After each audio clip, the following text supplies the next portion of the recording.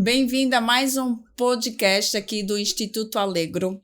O mês de outubro é o mês da mulher, o mês de outubro rosa. Então, hoje, a nossa convidada especial, doutora Melina List, ela é ginecologista obstetrícia e hoje o nosso bate-papo vai ser com ela, especificando vários períodos aí da mulher, várias etapas onde a gente pode ou não intervir junto aí, né, à saúde mental com a obstetrícia, a ginecologia, a mulher de uma forma geral. Então, hoje o nosso programa vai ser para você, mulher, que é nossa seguidora, que tem várias dúvidas que podem ser tiradas durante o nosso bate-papo de hoje.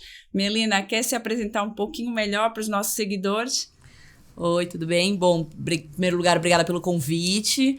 É um prazer e uma honra, né, estar aqui conversando com vocês sobre saúde da mulher, com enfoque ali na saúde mental, que é tão importante, né? Eu, como a Dárcia falou, sou ginecologista obstetra e também sou especializada em medicina fetal. Hoje eu atuo no consultório aqui em Santos e também em São Paulo. A gente se conheceu, né, Melina? Foi em São Paulo, né? Então, uma vez eu levei a minha filha lá no Einstein e quem me atendeu foi a doutora Melina e a partir daí a gente começou a fazer, né, uma relação médico-paciente, de amizade. E aí, quem poderia falar melhor para a gente hoje sobre saúde mental, né? E quão importante é que ela esteja muito bem, né, assessorada. A doutora Melina, né, tem uma história de vida que eu admiro muito, muito legal. A gente pode falar um pouco sobre, né? Porque CRM positivo é complicado, né? Então, doutora Melina é uma vencedora, né, Melina? Quer falar um pouquinho aí da sua experiência? Bom, já que estamos no Outubro Rosa, né, o mês aí que a gente tira para ressaltar e enaltecer a importância da prevenção do câncer de mama. E 2 anos atrás eu fui diagnosticada, né, com câncer de mama, 6 meses após o nascimento da minha filha. Eu tava com uma bebezinha praticamente ali, né, poucos meses de vida, ela tinha 5 meses. E eu palpei um nódulo na minha mama direita. E no começo, assim, Dárcia, confesso pra você, a gente é médico, só que às vezes a gente não se coloca muito no lugar de paciente, né? Eu achei que era leite empedrado, eu falei, é alguma coisa relacionada à amamentação, ela nasceu prematura, então ela teve uma dificuldade ali no começo em até estabelecer aquela lactação efetiva. E fazia, assim, pouco mais de um mês que a amamentação tava fluindo super bem, aí eu pensei nisso, falei, empedrou o leite ali, né? Agora que o volume tá maior, esse leite empedrou, não dei muita bola. E, bom, passou ali uns 15, 20 dias, continuei dando uma massageada, mas percebi que o nódulo não desfazia e, além disso, ele parecia que estava crescendo.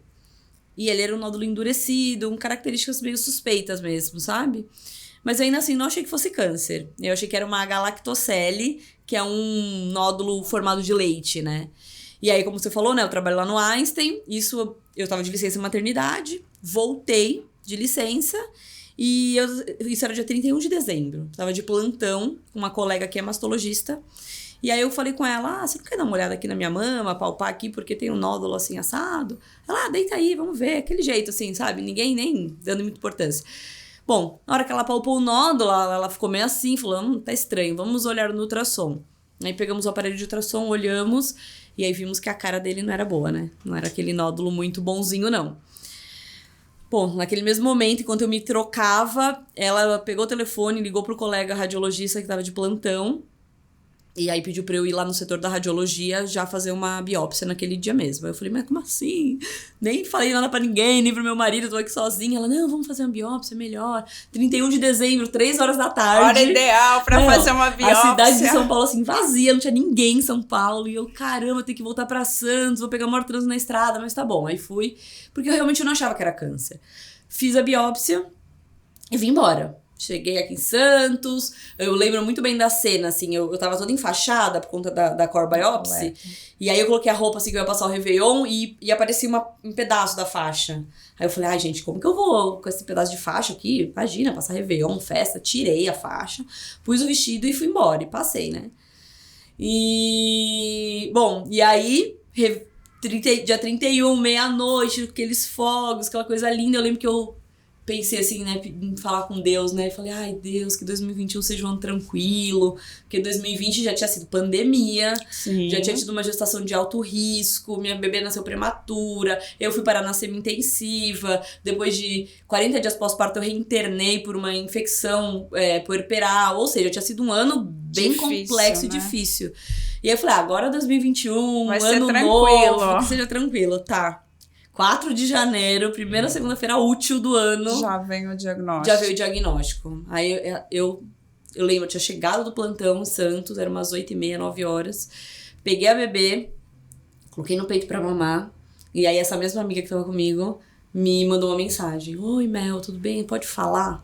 Aí na hora já sabia que eu tava com Quando vem, câncer. pode falar, a gente já já sabe sabia, o né? resultado, né? E aí não deu outra. Mas você vê o quanto é importante o pensamento positivo. A mente tem todo o diferencial no tratamento e na evolução da doença. E, infelizmente, nem todo mundo consegue controlar a mente e ter um pensamento positivo. Então, a gente vê que a pessoa que já é mais ansiosa, que já é mais pessimista, vocês viram o relato da doutora Melina, a todo momento ela nunca achou que estava com câncer, sempre um pensamento positivo. Então, a Melina, ela já não tem uma personalidade mais ansiosa, porque a personalidade ansiosa já vai te levar, não, é câncer, tenho certeza, sempre são pensamentos ruins e catastróficos. Então, isso faz toda a diferença na evolução de um tratamento. E claro que nem todo mundo consegue ter uma mente tão positiva, e aí que é importante, muitas vezes, o tratamento combinado, né, entre a ginecologia e a psiquiatria. E hoje existem medicamentos antidepressivos que a gente pode dar, e muitas vezes bem indicados, num tratamento coadjuvante aí da ansiedade, da depressão, junto com o câncer de mama e toda a evolução, quimioterapia, todo o tratamento, né? Você fez algum tipo de tratamento?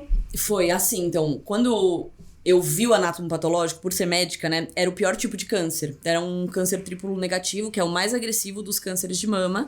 E eu confesso pra você, Darcia, naquela hora, mesmo a gente sabendo de toda a evolução, eu falei, eu vou morrer em 6 meses, né? Olhei pra minha filha, mamando, quieta, dormindo, nem ideia do que estava acontecendo, e foi inevitável esse pensamento. Só que, como você mesmo falou, eu sou uma pessoa, assim, muito positiva. Eu sempre fui. E o que fez muita diferença no meu tratamento, isso eu não tenho a menor dúvida, foi eu ter conseguido manter a minha saúde mental sã. Sim. Né? E como eu consegui chegar nisso, né? Então passou aquele susto daquela situação que eu falei, meu Deus, vou morrer, minha bebê, como que ela vai ficar sem mãe? Eu lembro de eu chegar pro oncologista e falar, olha, vem com um tiro de canhão que eu preciso ficar viva. Então eu vou aguentar aí todos os efeitos colaterais da quimioterapia, da radioterapia, da cirurgia, porque eu preciso sobreviver. E aí, nesse ponto eu lembro dele falar pra mim assim, olha, o médico sou eu. Agora. Então, agora você tem que se colocar no lugar de paciente. Porque é muito difícil pra nós, né? Então, foi uma luta constante pra eu me manter no meu lugar de paciente, confiar na equipe que estava me assistindo. E eu contei com uma equipe multidisciplinar. Então, não foi só o oncologista. O tempo inteiro eu fiz terapia. Então, durante todo o tratamento. Eu já fazia terapia antes. Logo que a minha filha nasceu, por questão de pandemia, etc., eu tinha parado. Então, eu estava aí há uns 6, 8 meses sem fazer terapia, e aí eu voltei naquele momento. Fora isso, contei com a ajuda de nutricionista, educador físico, pra manter ali atividade física, alimentação saudável, que contribuiu com o meu tratamento, né?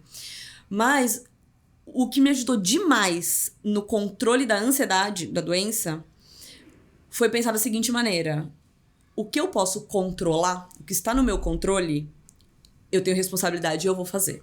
O que eu não controlo, eu não vou perder meu sono e nem gastar minha energia com uma coisa que eu não posso controlar. Então, a todo momento, com muita terapia, lógico, não precisei lançar mão de nenhuma medicação, né, naquele momento, mas é um exercício contínuo e diário de, assim, o que eu posso controlar? Então, eu posso melhorar a alimentação, eu posso fazer atividade física, eu posso fazer terapia, eu posso melhorar minha performance ali para responder melhor ao tratamento, ótimo, estou fazendo. Eu não controlo a resposta do câncer à quimioterapia, eu não controlo se o câncer volta ou não, eu não controlo o sucesso, né? Porque são coisas que fogem a mim. Então, eu não vou me preocupar com isso.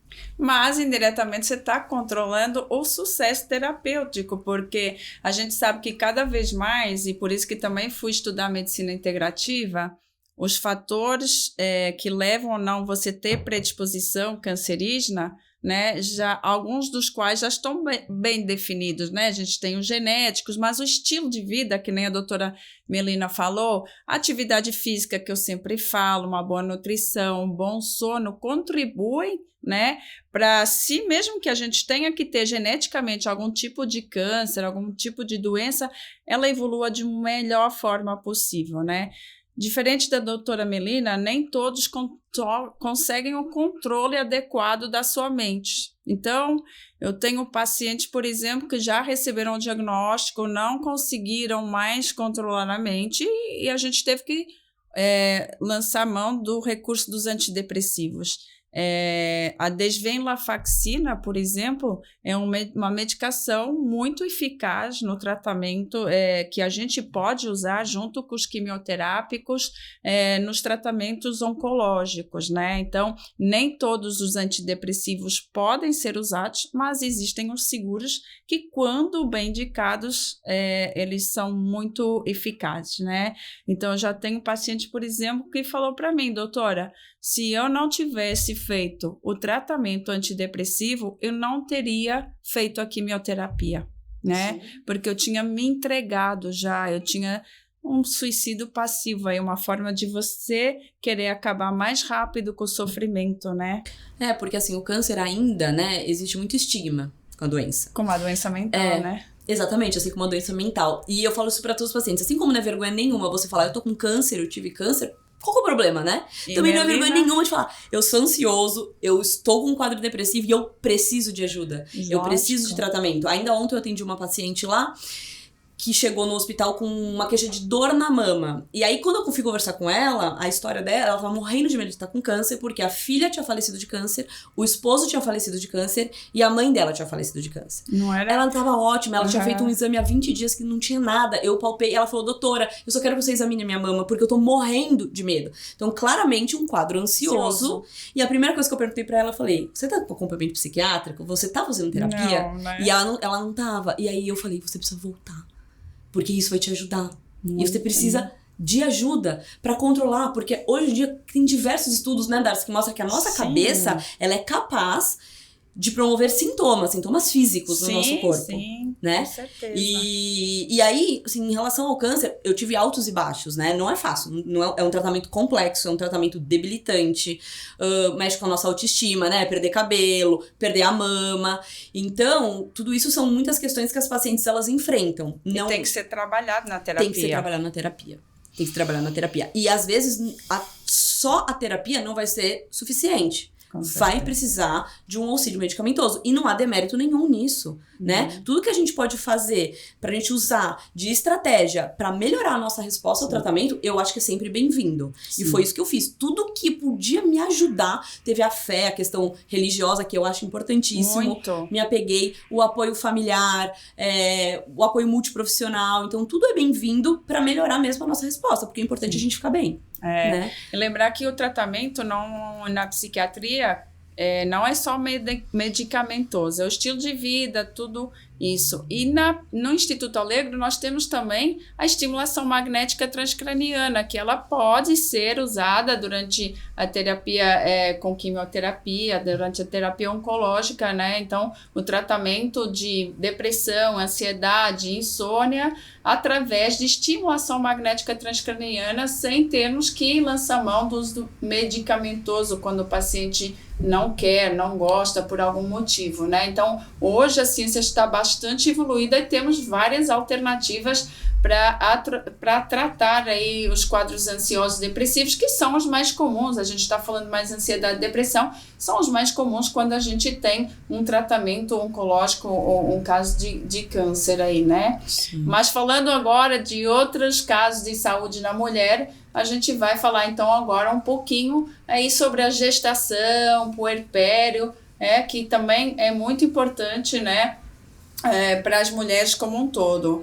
É comum também, né, primeiro a gente hoje as taxas de infertilidade tendem a subir, né? Assim como o nosso estilo de vida, as doenças mentais, a infertilidade, cada vez a mulher quer engravidar mais tarde, né? Então, e isso, a ansiedade também, muitas vezes é uma causa de infertilidade, aquele estresse, aquela pressão para que a mulher venha engravidar quando ela quer, como quer, controlar, né? Isso muitas vezes a ansiedade leva aí a deixar com que isso não aconteça. E é bom a gente frisar que tanto na gestação quanto na amamentação existem medicações seguras que a gente pode usar, né, Melina? Lança a mão, quer falar um pouco da sua experiência? Assim? Sim, bom, na gravidez, né, e no puerpério, é bem comum a mulher ter algum grau ali de ansiedade ou até de uma depressão. Para você ter ideia, a depressão pós-parto, ela é mais comum que diabetes gestacional. E o diabetes gestacional a gente faz o rastreamento universal para todas as gestantes. Só que a gente não faz rastreamento universal de depressão. Olha que coisa interessante. Por quê? Porque ainda tem estigma, né? Então, eu sempre... porque não existe um exame, né, que fale assim, olha, que você possa não mostrar que você tem depressão. O diagnóstico é clínico, através dos sinais e sintomas, né? Exato. E, assim, o que eu costumo ver muito é duas questões aqui. Uma até também chamar para os nossos colegas médicos, né? Porque muitas vezes tem paciente que faz tratamento com alguma medicação ali psicoterápica e aí engravidou, suspende tudo. Gente, eu não entendo, né? E não é raro, tá, Dara? Você vê isso. Não. Uma pessoa vem fazendo um tratamento, descobriu que tá gestante, não, suspende. A grávida surta, coitada. Né? Tem que haver uma progressão, uma troca para outras medicações que sejam seguras. Existem diversas medicações seguras, com vários estudos, né, seguras na gravidez. Então... Aliás, quando a gente faz um tratamento, né, Melina, ansiedade, depressão, outros que seja, bipolaridade, esquizofrenia, uma das perguntas essenciais é: você pretende engravidar? Justamente porque a gente sabe que o tratamento é crônico, pelo menos ansiedade e depressão é 1 ano, né? Então, quando eu inicio um tratamento, né, numa mulher em idade fértil, eu já faço essa pergunta: você pretende engravidar durante esse ano? Claro que existem as gravidezes que a gente não planeja, né? Sim. Mas muitas vezes a mulher já sabe, ontem mesmo, não, eu já tô há 5 anos casada, eu ia usar uma medicação, mas quando ela me falou isso, eu já entro com uma medicação que eu sei que eu não preciso interromper, né? Porque sim, aí eu vou certeza. descontrolar a paciente, todo o tratamento, né? E às vezes assim, a pessoa às vezes não fazia tratamento, não sabia que tinha um quadro ansioso ou depressivo, e a gravidez, ela vem como como eu posso dizer assim, um plus ali pra surgir, né? Claro. Seja por medo, né? Então, por exemplo, pacientes que tiveram perdas gestacionais, ela engravida novamente, fica aquela ansiedade a 1000 pra ver se daquela vez a gravidez vai dar certo. A gente percebe, a gente vê, né? Eu mesma, antes de ter minha filha, eu passei por um abortamento. Não foi um abortamento tão no comecinho da gravidez. E eu me lembro muito, assim, até chegar na idade gestacional em que eu tive a minha perda, eu estava extremamente ansiosa. Claro. Né? E aí parecia que eu relaxei. Mas assim, é coisa da nossa cabeça. Porque o que muda? Não muda absolutamente nada. Sim. Mas a gente vê, né? A gente vê muito comum. Então assim, gravidez, parto e puerpério são estados da vida da mulher, situações em que temos mudanças físicas, químicas, né, hormonais, psicológicas, sociais e até da autoimagem. Claro. Tudo está vulnerável naquele momento, né? Tem grávida que se olha no espelho e não se reconhece. Tem grávida que tem o luto ali daquela barriga, né? Então tem o parto ou não quer que chegue a hora do parto porque não quer se despedir da barriga. Tem mulher que a gravidez foi linda, maravilhosa, um conto de fadas. E aí chega aquele bebê, não foi nada do jeito que ela planejou. Então, gera muito estresse, ansiedade. Eu sempre falo aqui, ser mãe é a arte de pagar a língua, né? Porque tudo que você fala que você não vai fazer, você acaba fazendo. Você não tem controle sobre as coisas. Então, eu percebo isso, que assim, o ato de não conseguir controlar tudo gera muita ansiedade.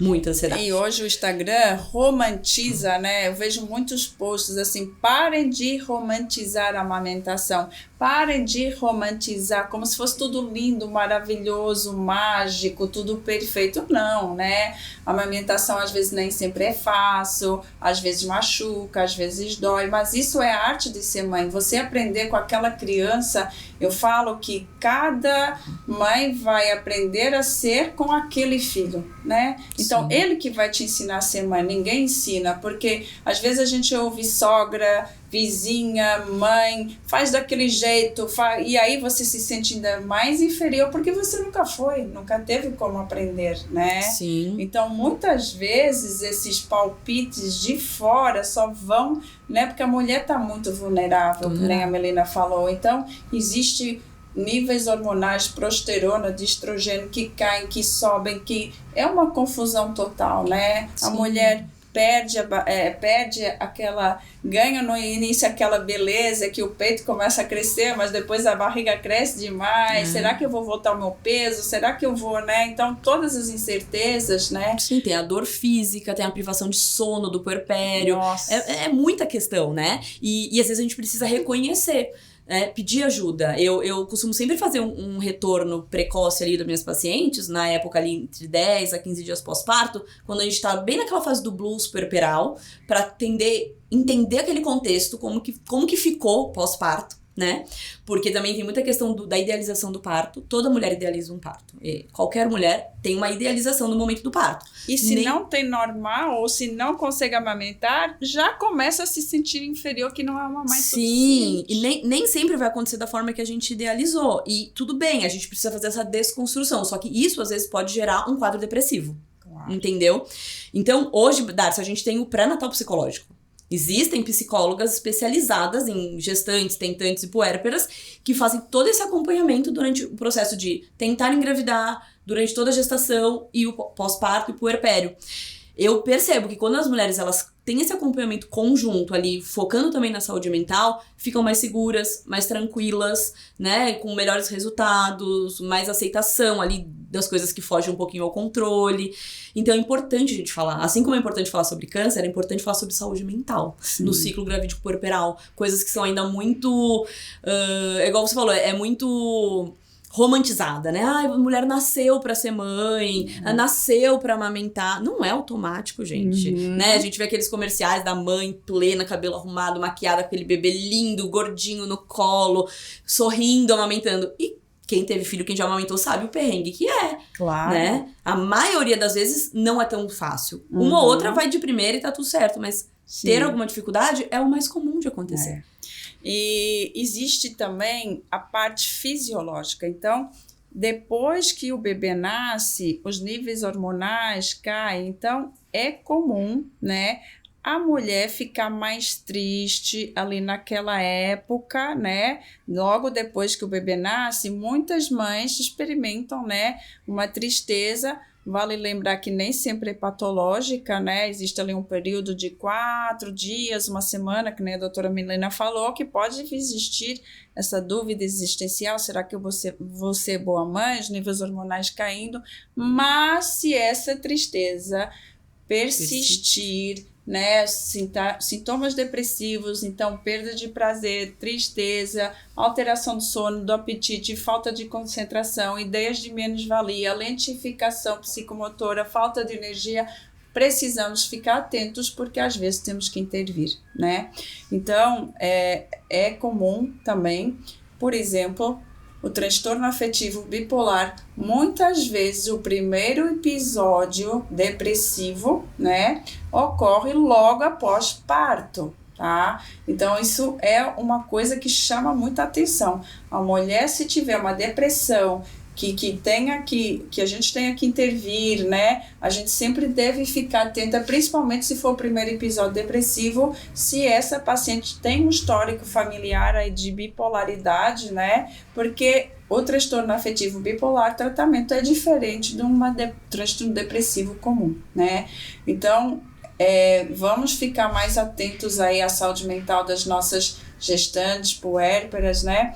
E fazer todo o acompanhamento, porque às vezes, né, no transtorno afetivo bipolar pode haver uma psicose, uma saída da realidade, né? Sim. E às vezes a gente tem que até afastar, né, mãe do filho, né? Você já teve algum caso? Já assim? tive. São casos mais raros, né? Felizmente. Sim. Mas sim, já tive umas 3 situações, assim, em que a própria paciente... Isso que eu ia É falar. uma ambiguidade, porque, coitada, ela mesma falava, doutora, afasta porque... Eu vou fazer mal pro meu filho, né? Ou outra coisa que é bem comum, Darcy, que eu costumo até chamar atenção pros maridos, pra aquela rede de apoio. Às vezes a mulher, ela aparentemente, ela tá ótima.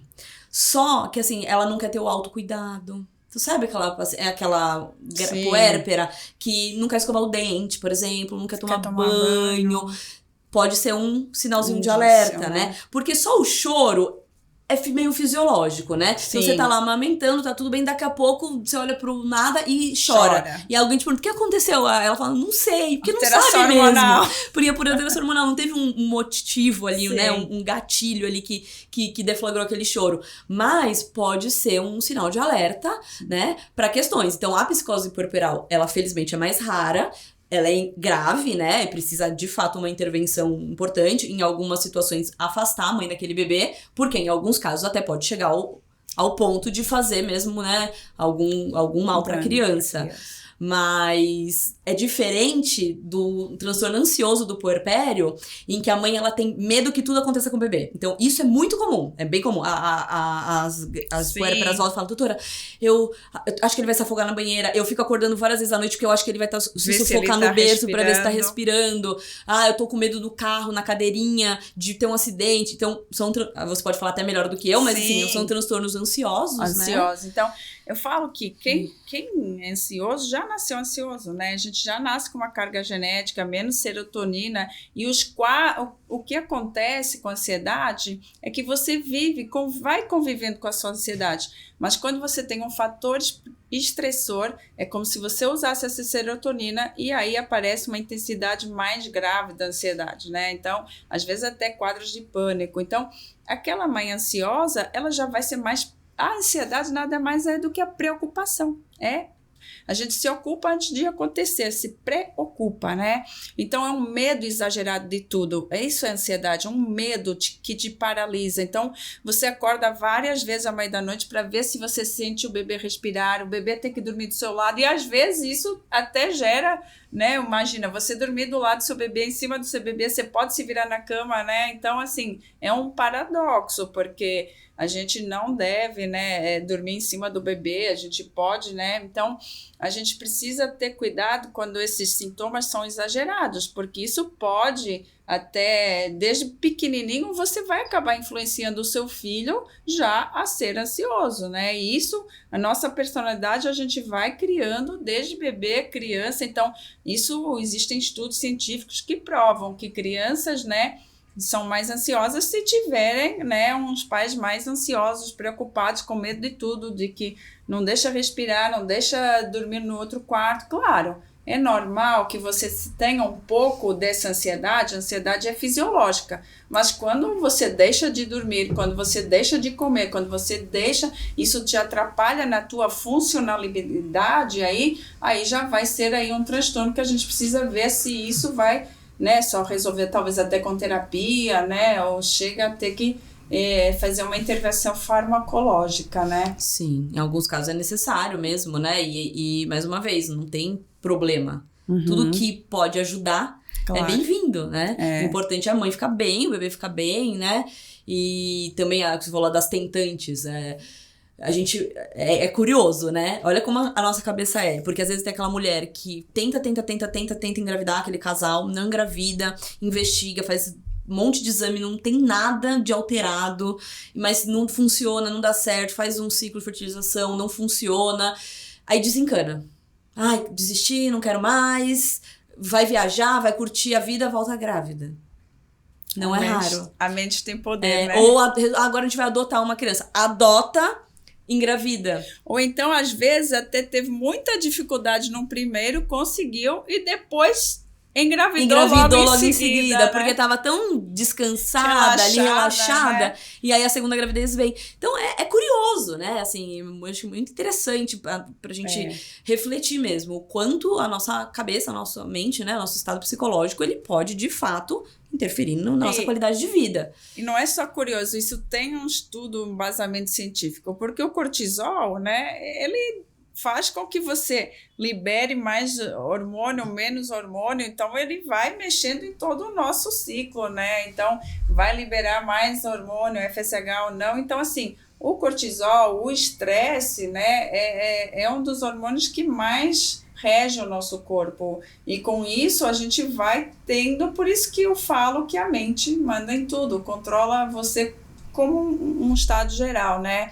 Sim. Mas, assim, é bom sempre estar falando para que a gente consiga desmistificar cada vez mais. Esse é o intuito aí do podcast do Instituto Alegro, desmistificar as doenças mentais, né? Saber que isso existe, você não está sozinha, não é só você que tem esse tipo de pensamento ou esse tipo de sentimento, né? E você não está sozinha.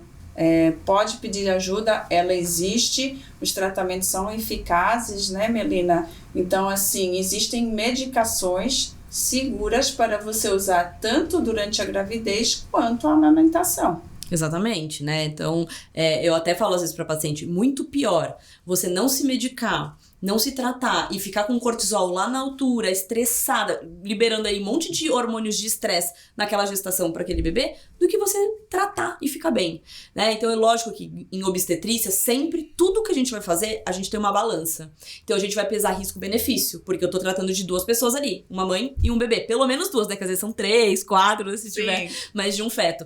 Então, tudo que o obstetra vai fazer ali na gravidez, em conjunto com os outros profissionais, não vai prejudicar o bebê. Sempre é risco-benefício. Então, a gente precisa também aceitar que, às vezes, você usar uma medicação que você tem até um certo medo ou receio, vai te fazer bem. Vai fazer mais bem do que mal. E não é um sinal de fraqueza. E não é sinal de fraqueza, né? Não é sinal. Tudo isso é muito complexo, né, Darcy? A gente cada vez mais vê agora a humanidade, né, com transtornos ali ansiosos e depressivos, acho que por uma questão de ritmo de vida, essa era digital, muita cobrança, tem a cobrança ali materna, então a mulher hoje, ela tem o papel de mãe, de mantenedora do lar, esposa, profissional, então eu acho que isso também é um aspecto que gera muita ansiedade, porque se a gente for pegar nossas avós, tataravós, muitas não trabalhavam e ficavam só dedicadas ao lar, né? Não que não houvesse... trabalho. Não, trabalho sempre houve, assim, mas não que não houvesse problemas de saúde mental, que eu acho que isso sempre existiu. Claro. Mas talvez não fosse nem diagnosticado. Mas o estilo de vida também interfere totalmente no prognóstico totalmente, evolução, né? E aí, voltando àquilo que eu falei no começo, eu acho que o que a gente pode controlar é sempre bem-vindo. Então, fazer atividade física, hábitos de vida saudável, evitar tabagismo, alcoolismo em excesso, sempre procurar coisas que nos fazem felizes, nos fazem bem, isso vai ajudar.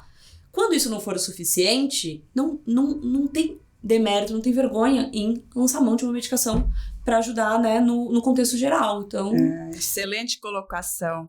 E com isso, com essa brilhante colocação, a gente vai se despedir de mais, então, um podcast. Quero agradecer muito, doutora Melina. Obrigada, viu, pela sua colaboração. E espero que vocês curtam bastante esse vídeo, possam compartilhar, possam mostrar para outras pessoas o quão importante que a mulher, né, pode ter as suas fragilidades, mas assim, não é vergonha, não é mais comum do que vocês imaginam. Então, a gente tem como auxiliar vocês, basta vocês pedirem ajuda. E eu espero vocês no próximo podcast. Até lá!